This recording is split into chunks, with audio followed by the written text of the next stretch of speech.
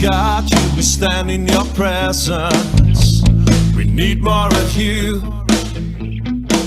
With open hearts and your will that commands us, we'll do what you do. Do 1,000 fall at our right hand and 10,000 at our side. There is nothing that could shake us, 'cause in you we will abide.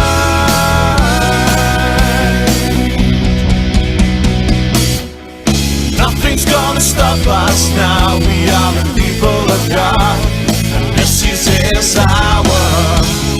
Lifting up the King of Kings, to you our praises we bring. Jesus.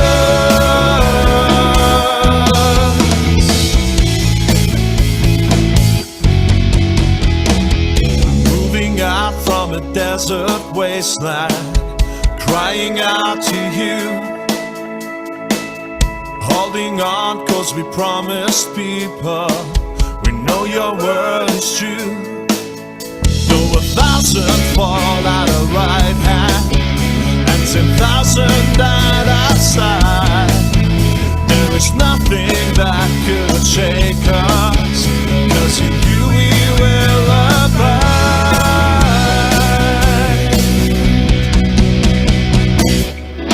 Nothing's gonna stop us now. We are the people of God, and this is His hour. Lifting up the King of Kings, to you our praises we bring. Jesus.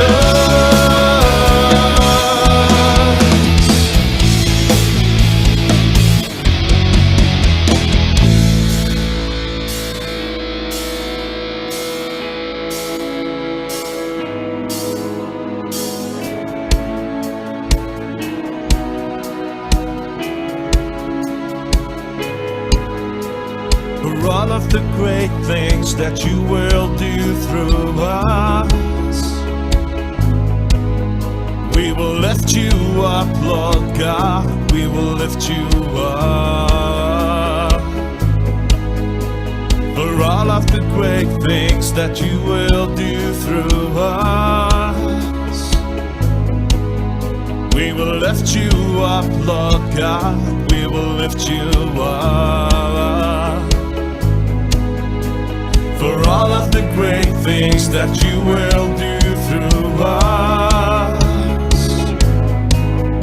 we will lift you up, Lord God, we will lift you up. For all of the great things that you will do through us, we will lift you up, Lord God, we will lift you up. Nothing's gonna stop us now. We are the people of God, and this is His hour. Lifting up the King of Kings, to you our praises we bring. Nothing's gonna stop us now. We are the people of God, this is His hour. Lifting up the King of Kings, to you our praises we bring. Jesus.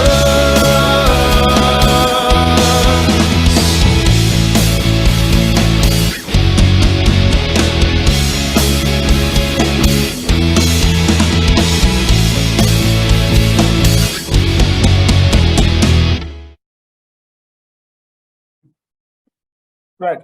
Just gonna go through just what to expect in the meeting.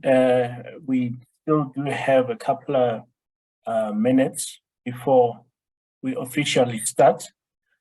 So the meeting today is slightly different from any other month, in the sense that in today's meeting we are going to we're going to be addressing the issue of the draft IDP. So I do have some thoughts as to what the challenges is. I will, as I take you through the presentation, you'll see what the issues are. And then obviously we'll take your input on the IDP. But I am also, just before we start with the IDP, I am also going to cover a little bit of the other issues around the world. I think I am going to just briefly just cover the service delivery issues that were raised and my concern going forward. So I'm going to start with that.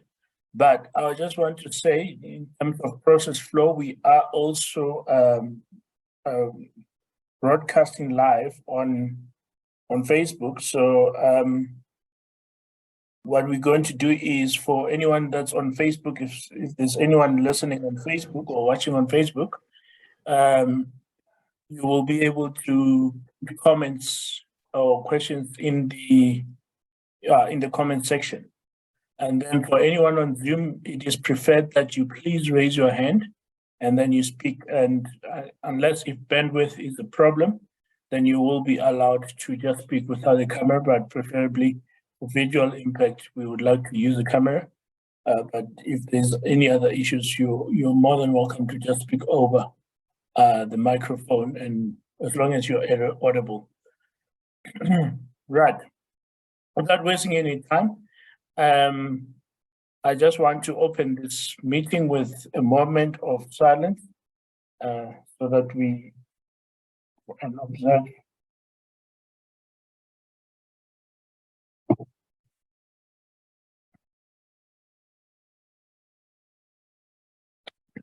Right, thank you very much.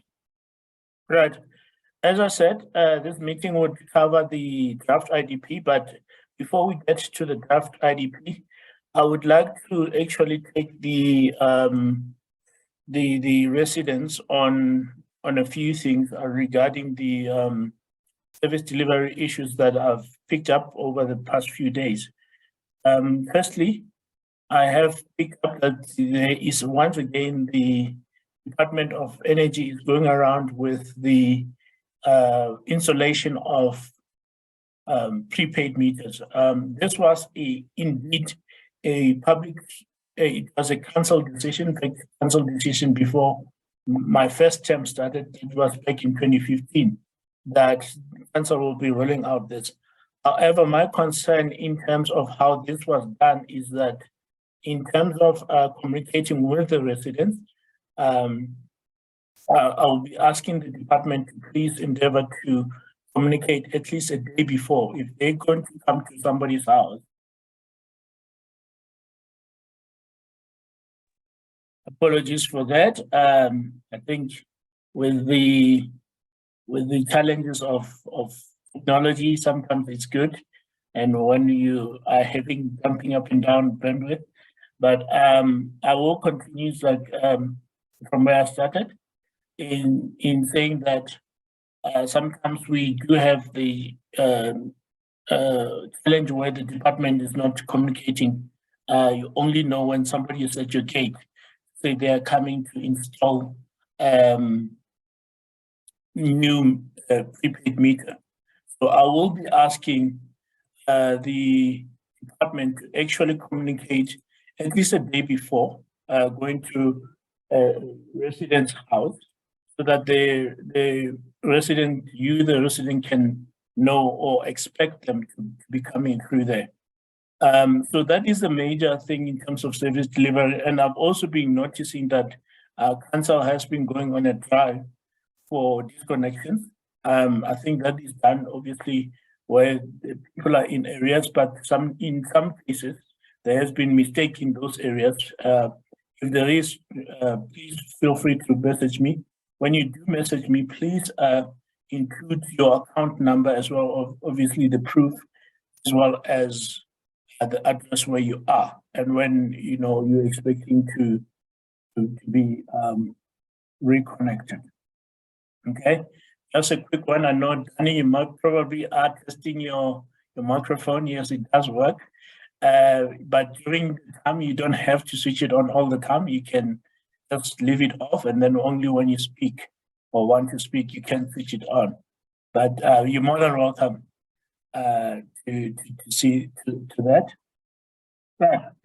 Now I'm going to go through the presentation on the draft IDP budget and status update. Well, I've done the status update on service delivery in the ward, but mostly now we're going to go into the breakdown on the demographics of Ward 38. In terms of Ward 38, we have a total population of 24,978. That is the exact, well, this is the exact number as per the census in 2011. So I've used the census in 2011 as a base mark or as a benchmark. And then we've got 53% English speaking. I've chosen 2 dominant languages in the ward. Doesn't mean other languages do not matter. Which is English at 53% and Afrikaans at 32%. So meaning the other languages combined make the remainder of the 15%. And then in terms of the employment rate, obviously you can see, like, and I'm sure you do see, that we do have a high employment rate in the ward at 71.5%, which is relatively high. And then also in terms of internet access, we've got a 79.8%. That is why the decision to have virtual meetings from my side as a councillor is one that, you know, is more reasonable. I'm likely to reach residents in this manner. It doesn't mean we only have virtual meetings. We also do have from time to time meetings in person. However, due to other logistics that we're dealing with council, we've been limited to only having virtual. However, we will continue in this regard. And then I just want to go through the items that are on the IDP currently on the Ward 38. So why I'm raising these issues is because last year, September, myself and the ward committee put together this list to be considered for this coming budget. So we put there the sewer infrastructure upgrade that has been there for at least for the past 20 years, I think almost 20 years now. And then obviously ablution facilities at Kalkunki Park. So we've got a park that really looks good as grass stands and so forth on it. But at the same time, we also obviously have the challenge of ablution facilities at the park. So that's why that is there. And then the request for traffic cameras for traffic monitoring in the area. I think this is a very, very important one because traffic cameras in this regard will serve the purpose of also as part of traffic calming measures in the ward. This is where it would come in, because remember, when we speak of traffic calming measures, we're not only speaking of speed arms per se, we're speaking of every other possible. So if people start seeing that on a certain road, for example, Henny Alberts, if they were to start seeing that on Henny Alberts, they are starting to be fined for infringing traffic, we are likely to, obviously improve in terms of traffic control in the area.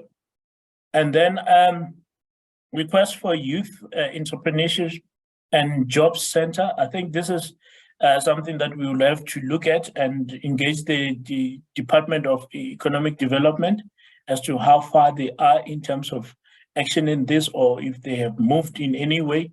I will then need a further update in this regard. And then the upgrading of Brackenhurst Clinic. This is based on the fact that if you usually visit the clinic, you would notice that on the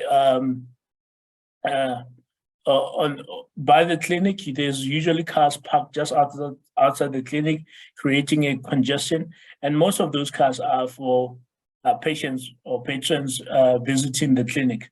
So we want to obviously firstly expand the parking area. There is space at the back where this can be done.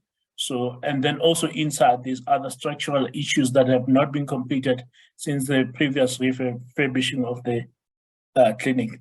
Now, on the building of the permanent police station, I think the building of the permanent police station is an essential one, in my view. What we've done is that we've not just set on our levels just because it's from a different sphere of government. I have been engaging on a regular basis with Department of Public Works through petitions, through questions to the minister as to what the situation is in that regard.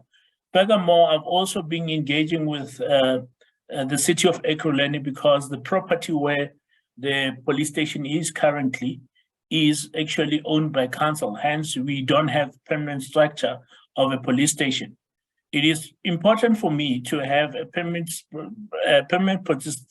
police station, and obviously for the residents as well, because then we know that we have officers that are there, that are equipped. And I mean, some of the things that the problem is that there's no phones that are working. So we want to make sure that there is a structure that is well equipped to cater for the needs of the community at all times. I think if I can give you a quick example, for example, if Bracken Downs Extension 5 goes without power for 4 hours, the police station is not functional for 4 hours. Now you can imagine how much of a safety risk that is in terms of crime.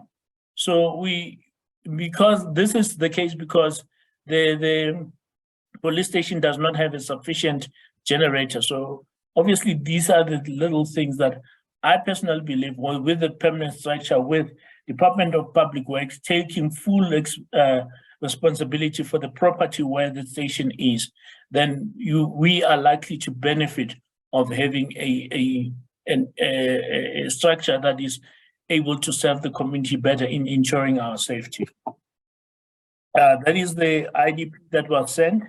And now the priority service delivery issues for Ward 38, just in a nutshell, I've just picked 4 of them for the purpose of this meeting. It doesn't mean there's not others, but we do. These are the 4 that appeared to be one of the some of the highlights for the residents.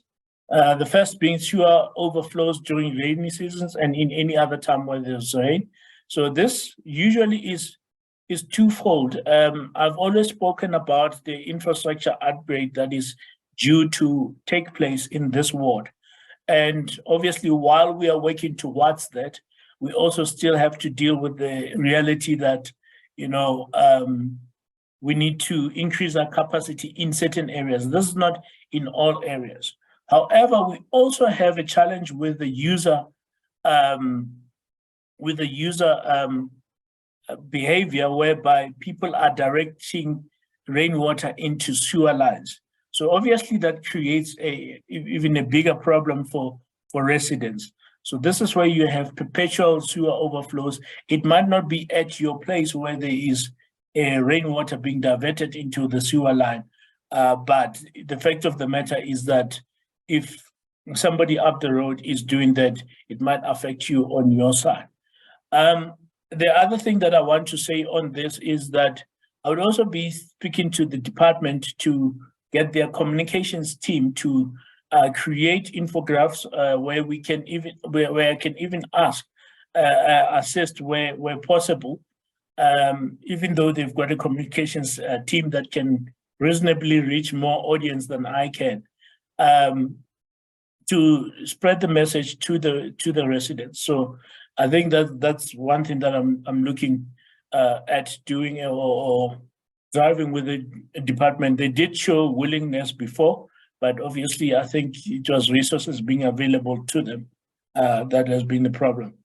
And then streetlights constantly being vandalized. I intentionally say being vandalized because it has come to the attention that most of the time it's not because streetlights are not working for a long period of time. Is that we have a scenario whereby people are constantly vandalizing streetlights. I like how one of the energy department official put it, is there are people who benefit out of streetlights not working. So, and I think obviously when you talk about places like Chokoza and so forth, this is where you then discuss the issues or possibilities of high mast lighting, even though that might not be a popular idea in Bracken Downs, it sure is probably at certain hotspots we might need to look at it. But also the fact of the matter is, Tsidiso, I think you may have missed. I will only take questions afterwards. So any questions that's on the chat, you're gonna have to repeat at a later stage verbally, since you are on the Zoom platform. I will give you that opportunity as well. So the other issue with streetlights is that obviously them breaking on a constant basis, obviously the department then is then directly responsible for that. But we also need to obviously address the fact that there is a reality that people benefit of streetlights or from streetlights that are not working on a perpetual. You might find that council fixes the streetlights today, and then tomorrow somebody comes through and they have, they've helped themselves to vandalizing it, making sure that there's no lighting on the street. And then obviously the state of the roads, we've obviously been through a long season where potholes have been an issue.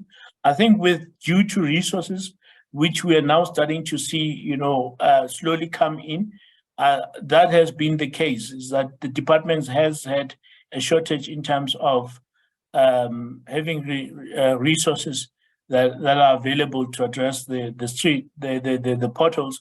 But furthermore, I think in general, the area of Brackenhurst and Bracken Downs, the area of Bracken Downs is also one that needs road resurfacing, and in a big way.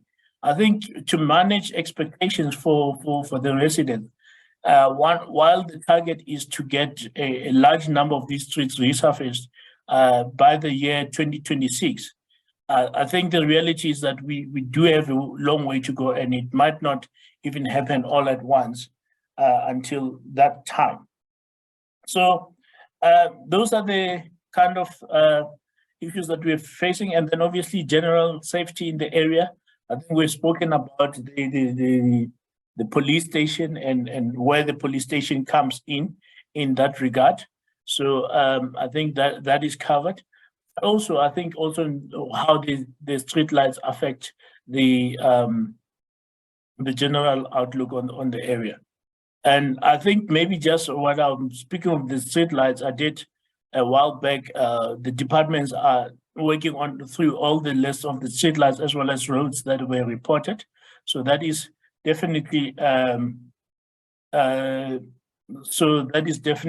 part of what we will be looking at. Tsidiso, I'm going to request, because when messages pop up and down from the chat, they are actually destructive. I do need to get through this presentation for all the residents. So I do want to request very humbly so that you are on the Zoom call, that you please wait until such a time that you can ask questions, then we can deliberate on the questions that you may have. Thank you. I do understand you do want to speak now, but I think let's just work together in ensuring that I'm able to go through the important information that I have to report back on to all the residents. And now we're getting into the IDP and what it is. So the IDP is a document outlining the strategic objectives of the municipalities and contains the development plan, which covers a 5-year period. Now, as I've indicated before on the issues that were highlighted. We've got 5 issues as ward committee that have been identified by the ward committees, obviously through their various sectors that are represented within the community. We've come up with that 5 local government competency issues, as well as you'll see on the IDP, we have also included something that's of national government, which is the police station. So this is what helps us in terms of service delivery plans and strategies. So this is where we talk about, we're not just talking about this street light or that street light or that other street lights. Usually when I speak street lights, when I speak road infrastructure, I'm not necessarily talking about the one thing quickly. I'm talking about a whole lot of issues that I look at holistically, the roads in total, look at streetlights in total, the system that works with that. So this is where the IDP comes in, and this is where the resources and allocation and projects, what projects need to happen, and so forth. So I will make sure that I will make sure that you get all those details as we go along in terms of how we are driving these issues, even away from public meetings and so forth, or single incidents. Now, some people may ask, what is the purpose of, obviously IDP is legislated, so governments don't have a choice. It's not that government has a choice to do an IDP, but personally as a councillor, I think I always say as political office bearers of municipalities, it is in fact our responsibility not just only be present when it's election time, when to just tell you, vote for us and why you should vote for us and so forth. It is also very important because the money that we are spending and the money that every cent that the municipality is sending through is money that is based on what you contribute towards the city. In fact, even if you look at government grants, that's obviously through the taxes that we all pay. So for me, it is essential from that. It's about accountability, but also it gives you an opportunity to say, what is it that is proposed for your ward? Do you agree with it or do you not agree with it? Obviously, you can't just say I agree with it. I mean, I don't agree with it just like that. You have to state the reasons as to why you don't agree with it. Obviously, have an input as to where you'd like to see service delivery improve, and obviously an opportunity to share your expectation of what the new budget how the new budget should serve you. So, for example, you could say, look, the budget is fine, or whatever the case may be. However, we feel that the turnaround time in service delivery is not happening. The resources to departments is not enough. So those are the kind of things that you can look at. And then obviously giving you an opportunity to engage with it. So now the budget that is overall presented to you, when I speak of the overall budget, I'm talking about the city of Ekurhuleni. It is there to cater for 3.3 million residents across the city. So like you've seen, I've shown you earlier that in Ward 38, we've got 24,978 residents. And then across the city, we've got over 3.3 million residents. And then the budget obviously is divided into there's 2 types of budget. We've got the capital budget.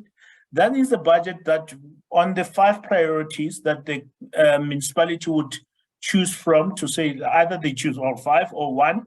That is a capital budget, obviously construction of roads, clinics, libraries, and so forth.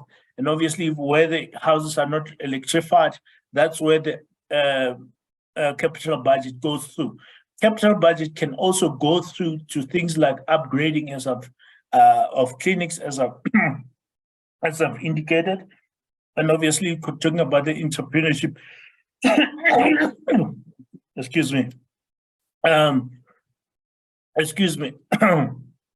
The youth center that I was alluding to.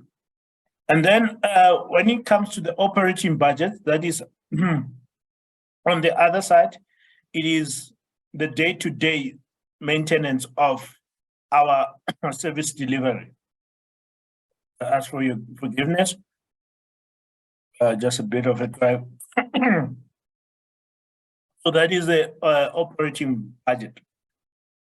Now, in terms of sources of funding of our capital budget, so in total this year, we've got 2.7 billion rand allocated to capital budget. And we get this from government grants. That's 2.4 billion from government grants, and the 300 million from our own resources as a municipality. Now, I want to actually highlight something in terms of this. Like in previous years, we had a relatively high margin of the budget being funded by loans. Of course, you can do that. In fact, where you can, you're more than welcome to do that. However, look, in the long term, yes, we've got the benefit of the capital project that's been finished. But then if we have a higher budget that is funded by loans, we then run the risk of imposing the repayment of those loans on you, the residents. That then has an impact on you. I always use an example to say, yeah, sure, it's fair enough to always ask for loan every year, year in, year out. You have, let's say, for example, on your budget, if you can see the 88.96% of the budget is grants, and then 11.04% is generated income. So in other instances, we've seen where the government grants will hypothetically be sitting at about 40%. And then you'd have loans sitting at about another 40%, or if you're lucky, or even 50%. So now, obviously, that loan, that money that we are loaning, at some point we're going to have to pay back. Yes, it makes sense when we want to construct roads to say we'd rather borrow money now so that over the 10 years we would have collected, obviously, rates for that road. However, on top of that, we still have to pay interest. So I think in terms of this, yes, it looks like it's a small budget for capital budget on the capital side, but I think it is sufficient where we are trying to reduce the imposing loans on you, the residents. And now we go to the total budget. Operating budget is 55.3 billion. So obviously, if you combine the two budgets together, you then come down to just let me see. Yeah, you're going to come to 59 billion. So you come just down under 60 billion rand in terms of the budget that we have as a city. So our overall budget as a city is 60 billion rand. Now that 60 billion rand obviously is not divided to say what 38 is this much. It's all for the city, obviously within, but you'll see later in the slides where I unpack what is being planned for what 38, and that's where it comes in. All right. Now, this is where you are going to feel it as a resident before I get to where it impacts. So in terms of sanitation, in terms of the sanitation bill, sanitation is going to be increased by 5.3% increase. We're going to see a 5.3% increase in sanitation. And then water increases. This is an increase as per rainwater is 12%. And then refuse removal, 5.3% increase. We're going to see that. And then we've got 4.4% increase. This is a new valuation increase. Implementation, I beg your pardon. This is a new valuation implementation. So that is the increase. And then on energy, I think the final one might be different because I'm led to believe that NERSA has reviewed their 18.65% increase to 10%. So we will see on the final budget as to how that is affected. So like obviously this increase in terms of the city of Ekurhuleni, it is based on the bare minimum of what is expected from Eskom as well as rainwater. So we don't add on to what NERSA said we must do or Eskom says we must increase by. We literally keep it to that because it makes sense because we get charged that as a municipality, and obviously we can't expect you as the customer to be paying more than what we are being charged. Right, and then we come down to I'm just going to quickly remove myself quickly so that I can see the exact amount. So currently the average household of 700,000 rand and with 1,000 kilowatt electricity on tariff B spends 4,889 rand and 50 cents. But in terms of on the proposed budget, it's going to now go up to 5,486 and 14 cents. I do apologize. The numbers were dribbling me for a second there. But of course, in terms of every other budget, we do cater for free basic services. Now, these basic services, we look at a reduction from property value for assessment rates for obviously certain properties. We look at the additional rebates to pensioners, additional rebates to churches and NGOs. So we do keep in mind that there's part of our community that cannot afford all of these exuberant increases. So in that regard, now people then say, but we are feeding indigents and so forth. But the reality of the matter is that even indigents, it's not like they get everything for free. Indigents also have to pay after a certain threshold. For example, in terms of water and sanitation, they've got 6 kiloliters free per month. And then obviously in terms of free basic electricity, it's 50 kilowatts for electricity. They get free refuse removal and special rates on emergency services and have 100% rebates on assessment rates. I do pick it up, but tripped up there. But 100% rebates on assessment rate. Obviously, this then depend on where you are in the bracket. I think what I would like to do in future is to get the former MMC for finance, Mr. Fanankosi, to come and obviously unpack even from his side what all of this mean and how these apply in various sectors. Okay, now Alberton service delivery issues. Now this is the entire Alberton. I've given you Ward 38. Now I'm giving you the entire Alberton. So we've got obviously energy power failure. This is power failure outside of load shedding. So we know of load shedding, but there's also a power outage outside of that. So this is usually not the biggest problem in terms of Ward 38, but it is a big problem in the Alberton area. And then we've got energy street lights. We've spoken about street lights similar to Ward 38. Metering is also another issue that we are experiencing in Ward 38, but not as major as other parts of Alberton. And then obviously we've spoken about the sewer infrastructure, which is also included on the IDP. Now, I've shown you what we have up as a ward committee, what the ward committee has prioritized on. And now I'm going to show you what council has said in terms of the budget, what they budgeted for.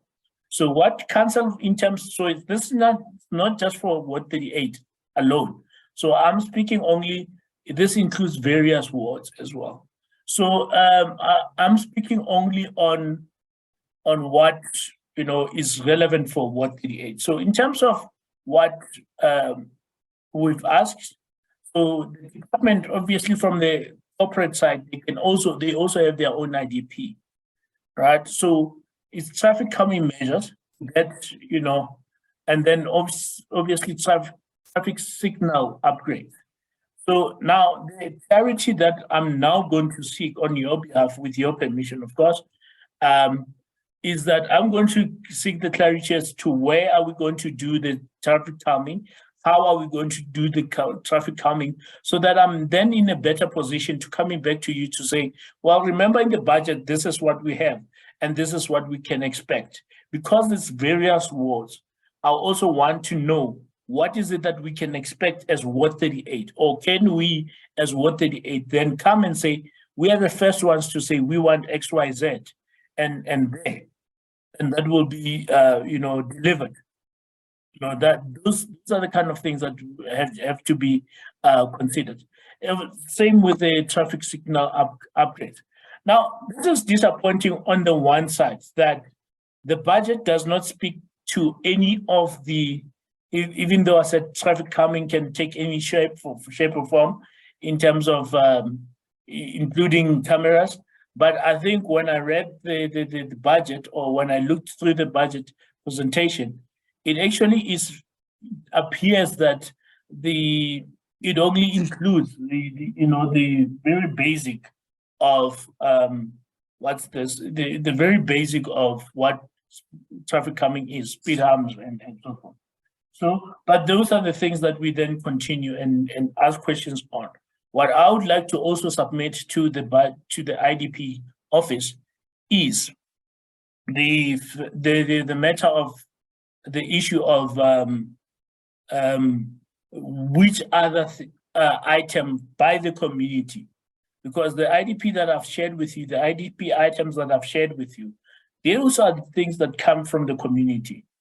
Yet none of those are reflected on the draft budget. So obviously that's something that we will then have to take forward. All right, so that is me in terms of the budget and what it entails, the IDP, what we put forward, what we are getting, and so forth. Now, this is a good opportunity. I'm gonna ask Sidiso to speak on all the issues that you have raised, because I've noticed that you've raised a few things. Go ahead and unmute your mic and then speak. I'm gonna start with Sidiso. If there's any other person that wants to raise any question or have any comment, please also feel free to raise your hand. You can use your raise hand function. Let me start with Sidiso. Good evening, Councillor, and thank you for this opportunity. I did apologize earlier, but let me reiterate again. The reason why I was posting my questions is because I was worried with the bandwidth being unstable, I might not be able to connect when it is my turn to speak. So I have indicated previously, Hori, I'm a healthcare worker, and one of my responsibilities is to conduct inspections at our local facilities. And my concern is with relation to the Brackenhurst Clinic. I noted you spoke about upgrades to the clinic, and I would like to find out if the installation of a generator is part of that upgrade, because every time there's load shedding, it is pitch dark in the clinic and they cannot serve the people that require help. That's one. The second one was in relation to my query that I had submitted to yourself as well about my street light. It so happens where my house is at the bend of a curve. And because there's no lighting there, it's very easy. We are easy targets for criminals. And I've had to report 3 or 4 criminal activities in my house with the police in the past 4 years that I've been staying here. And my street light issue is still not resolved. I logged the call in November last year. In February, they said to me that they've closed the matter, but they had not done anything with it. I then escalated it to you, and I've also added it in the service tracker that you had put up recently. I still have no response, and this all has been happening since November. I would appreciate your response. Thank you. Okay. I'm going to respond on the clinic one quickly. Look, when we upgrade, we include everything. the department also has a discretion to also include what they need in terms of that. Like I've been saying, if you're on Zoom, Tracy, unless if you have any issues with bandwidth, I would really appreciate if you would get an opportunity to speak up. However, so in terms of the clinic, what I would do is I would say this to you. We're going to include that obviously in the motivation. We can include that in the motivation from our side. But then also the department has a discretion as to say, all right, this is what we're going to do, or this is what we can afford to upgrade in terms of that.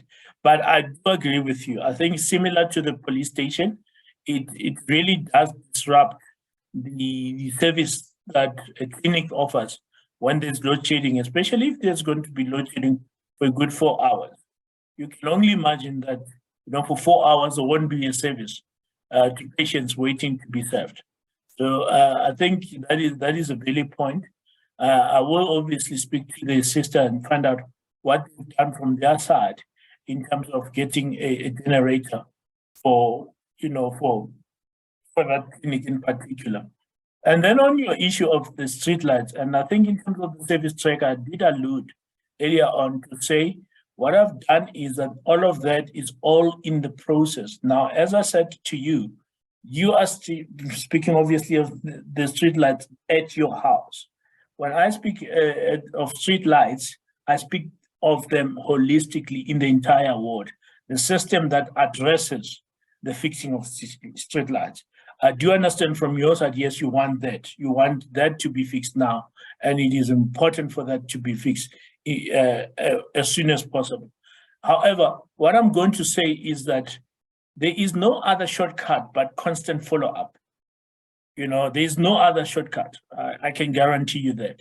And I think if you've sent something to me, you would have seen that when I refer it, you are copied in the email.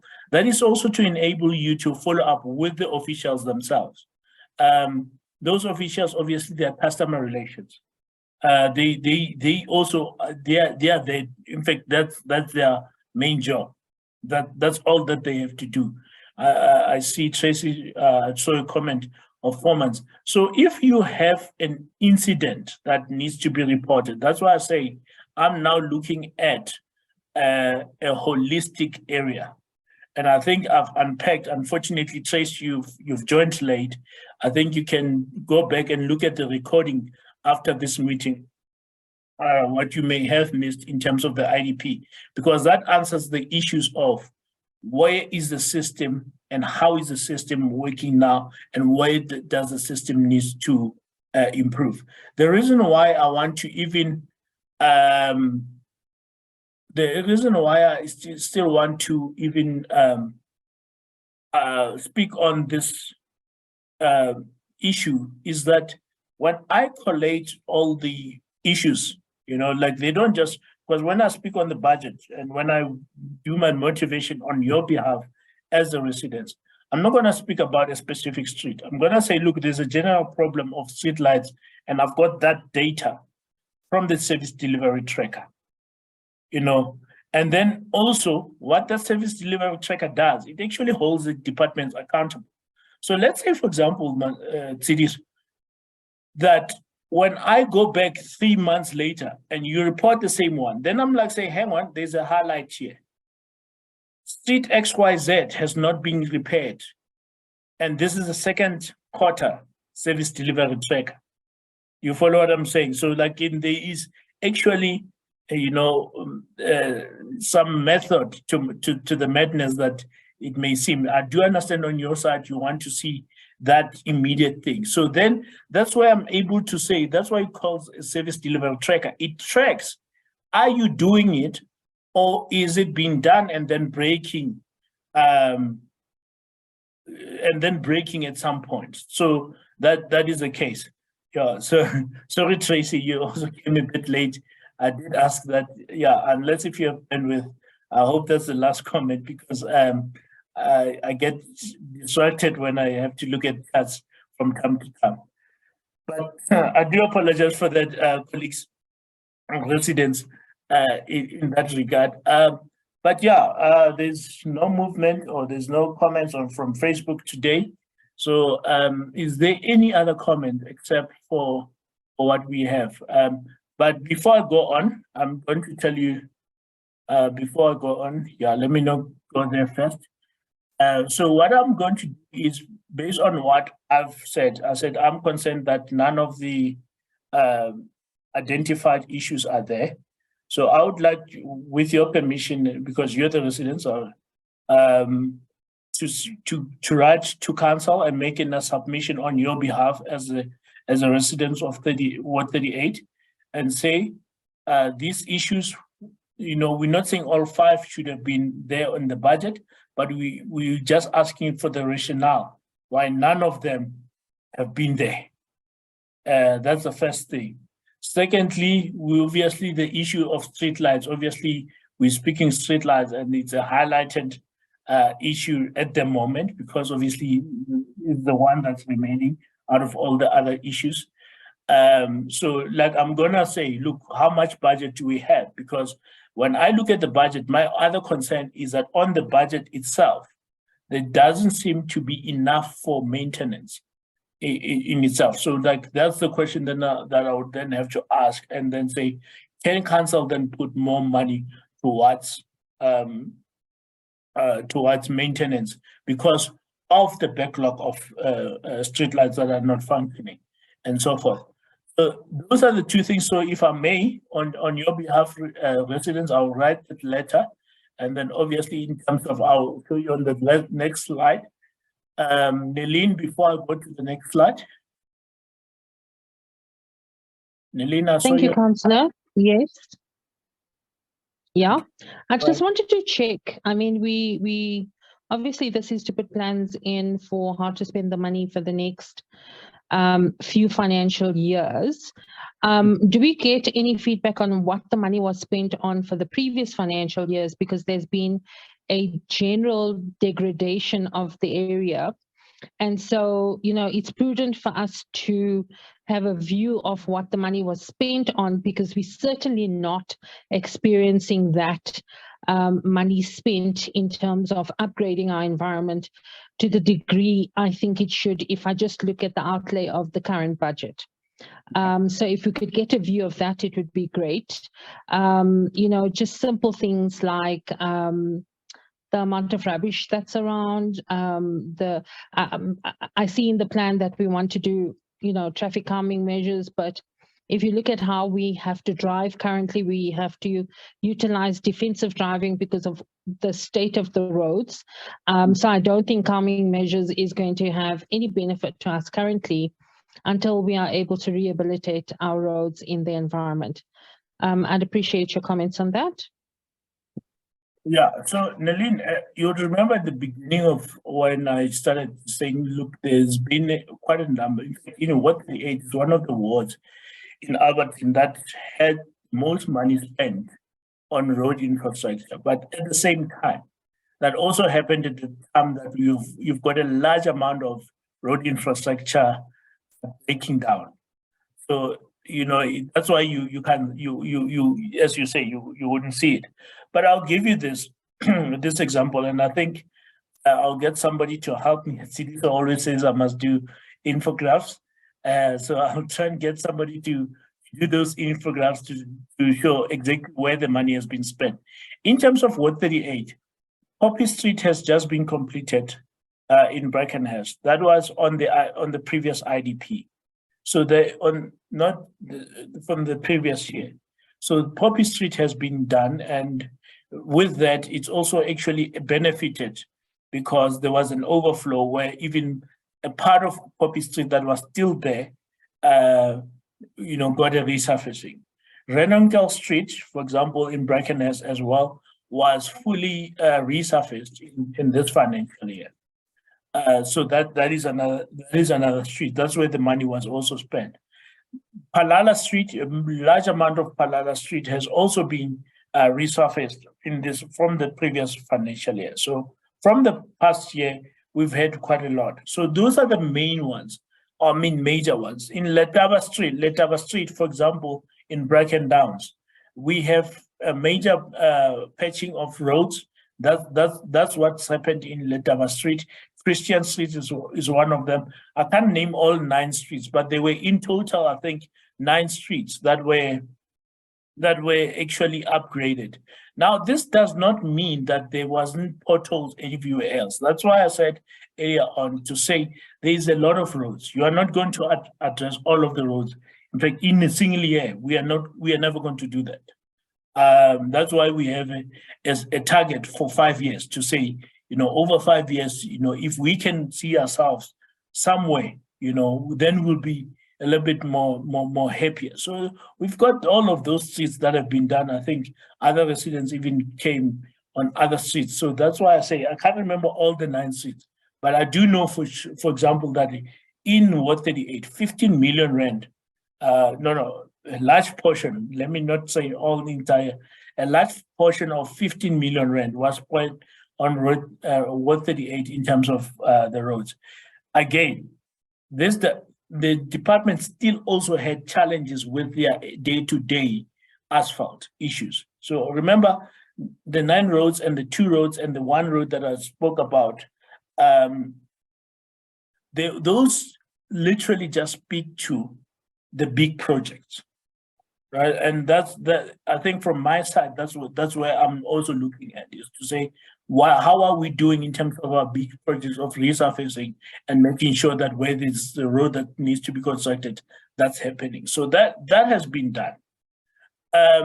What needs to be done, and I agree with you to say, I can include that comment to say there's a concern that general upkeep of roads from a day-to-day basis is lagging behind. So we need to catch up, obviously, in terms of potholes, blatantly putting it. So we need to catch up in terms of potholes so that we don't have to have defensive driving. Now, in terms of traffic calming, Nilin, if I may say so, a sad incident happened just this weekend where 2 people died because of speeding. Well, there's two sides to it. So that's where those things are happening. So anyone who wants to speak, I'm gonna say now, Tracy, you can raise your hand.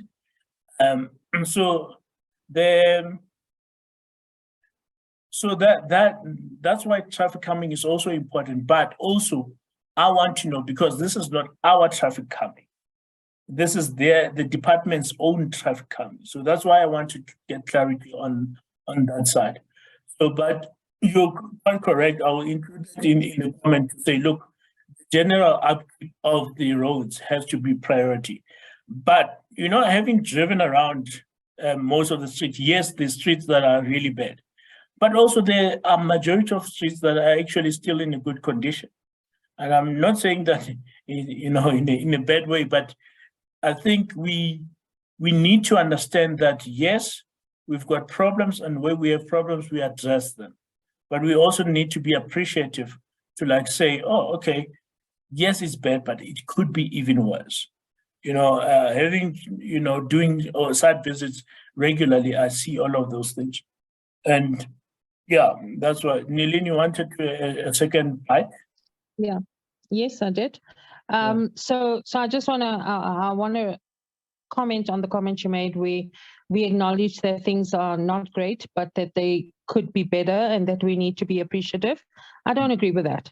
I think if you pay for a service, you expect a service and you expect to live a certain standard of life. That's why we moved to the suburbs, and that's our expectation. So I don't agree with you there. What I want to say, though, is yes, I have seen pockets of where there used to be terrible potholes, but some attempt has been made to address it. However, the attempt made to address it is so poor that driving over it is tantamount to driving through a pothole. So the quality of work that's being produced in terms of dealing with these potholes are also not great. And I'm not sure how we remunerate these service providers that come through and correct the potholes, because we're simply not seeing a decent amount of work taking place that would result in at least us acknowledging that, some work has taken place, and yes, we can acknowledge that work is being done. But the quality of the work is certainly not at the standard that I think is acceptable. And I think we have to have our standards high. I think we have to ask for our councillors and our council to do what we expect of them, or then we have to accept that there's going to be a general degradation of the suburbs, and no matter where you go, there's not going to be a standard of life that we want for us or for our children. And then we're going to have an exodus from what is Brackenhurst or Bracken Downs, because it no longer upholds the standards to which we are accustomed. And that, for me, is going to be really sad, because I've lived here in excess of 23 years.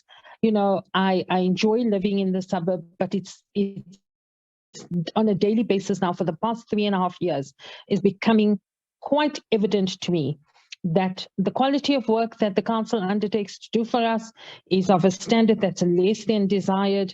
And trust me, I lived in Palm Ridge, so I know what the other standards were. I lived in a squatter camp, so I know what those standards are.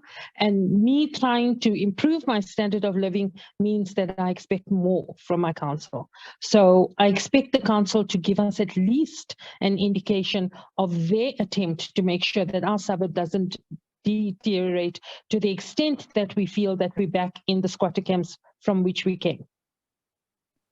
Nelly, I'm going to say this to you this way. In this presentation, I've actually presented exactly what you're talking about. Now, the reality is that in terms of resources, even financial resources, you're not going to get there in the next month. You're not going to get there in the next year. In fact, by the time I end this term of office, what I want to see is constant improvement on that. That's what I want to see. So you and I are on the same side. However, being on the same side is also meaning that we have to be cognizant of other areas that are more dire than what we are. And so that's where the checks and balance is. And that's where if I can call it the motivation from our side, is that we need to always be saying, look, yes, we want to improve. We want to move in that direction, right?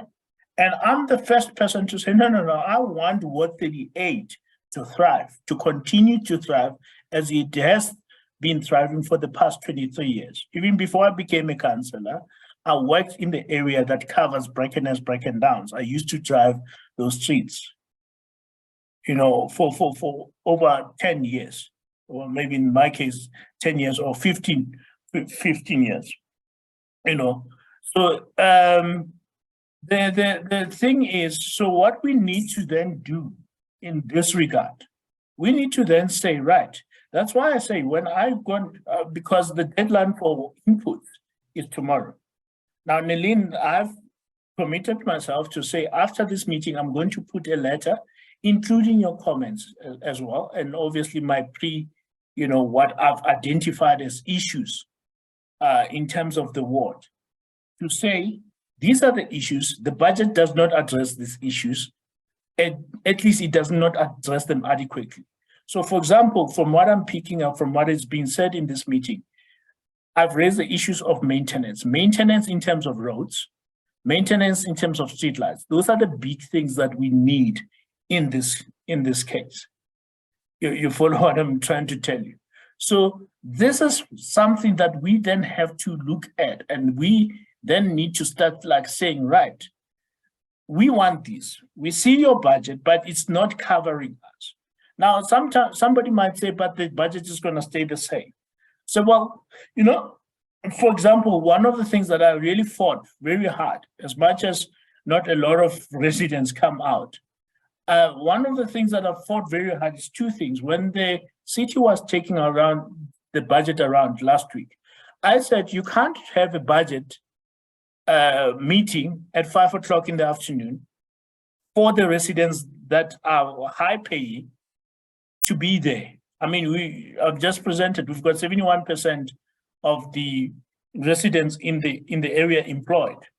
So if we have 71% of the residents employed, it means that by 5 o'clock, 71% of the people cannot be there at all.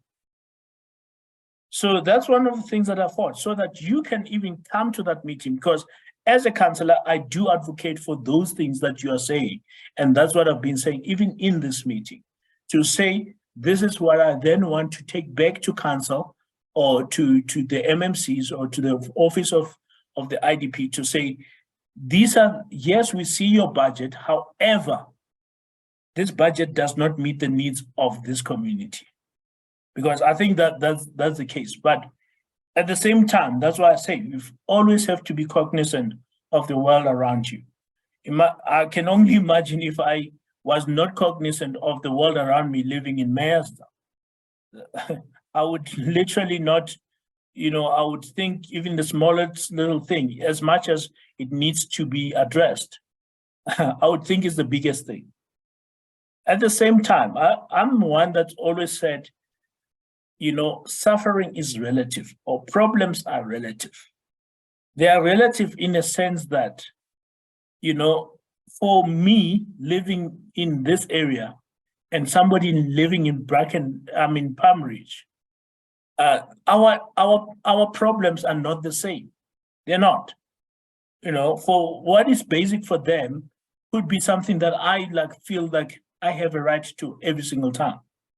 So I think we are on the same page. Be guaranteed that we are definitely on the same page. Don't think we're not on the same page. Hence I say I am going to be making these comments to the IDP office. What I can do is I can then share with you just quickly. I can share with you, this is, okay, so obviously they said public participation meeting. So we've had a public participation meeting today. But obviously the city with the MMCs, they did that as well. So they did that as well. And then obviously visiting libraries, I think sometimes that is not feasible in this case. Visiting the website, sometimes you don't know where to go, but you can also do that, but also emailing comments to budgettips@ekurhuleni.gov.za. So that is a part that I, as a councillor, am going to do, to be because I want to shield that, take that comment of yours and then include it in that budgettips@ekurhuleni.gov.za. And then we take it from there. If everyone agrees, is it fine if I make those submissions on your behalf as a resident? Okay. All right, I do have a thumbs up from Nelene. I think it's no thumbs up is also taking see a thank you coming from there from Tracy. All right, thank you very much, everyone. I think it's been a great meeting by and large. It's really helped to unpack the budget. So like in the other months, I think what we might be doing is we might be then tackling on how is the service delivery tracker doing? Where are we taking the service delivery? And also, I think there's going to be a meeting, and I'm going to ask residents to even tell their neighbors. I'm sure, I'm not saying you're very comfortable wherever you are, but I think the comfort of not having to leave your house, it's essential. There's going to be a meeting. I'm thinking of having a meeting where you, the resident, I'm going to open the meeting, and you, the resident, will then immediately say what your issues are. Immediately that I think that will also be beneficial of you. So let's exchange. 1 month I do the talking and reporting back, and then the other month that you give the feedback as to what you are experiencing in your ward. I don't say that we're going to fix everything all at once, but with constant working together, I'm sure we can get there. Thank you very much.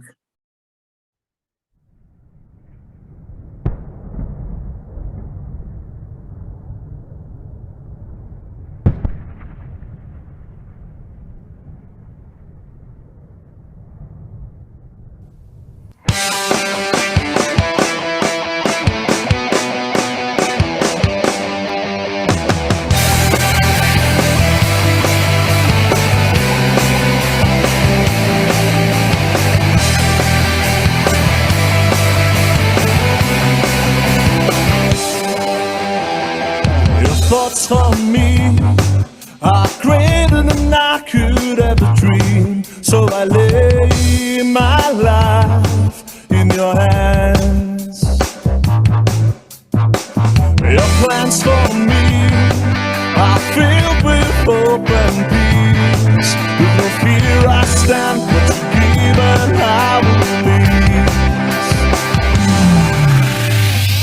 We serve a kingdom that can't be shaken. Nothing can be taken away from the sons and daughters of God. We are the warrior generation with the vision of Christ in our eyes. We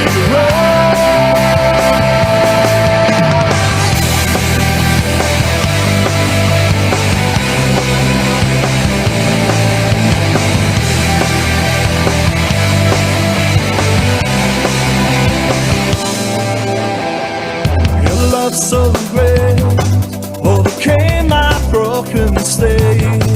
Your life is all I need. I've broken free through Christ that lives in me. No death, no height can never separate. We serve a kingdom that can't be shaken, and nothing can be taken away from the sons and daughters of God. We are a warrior generation with the vision of Christ in our eyes. We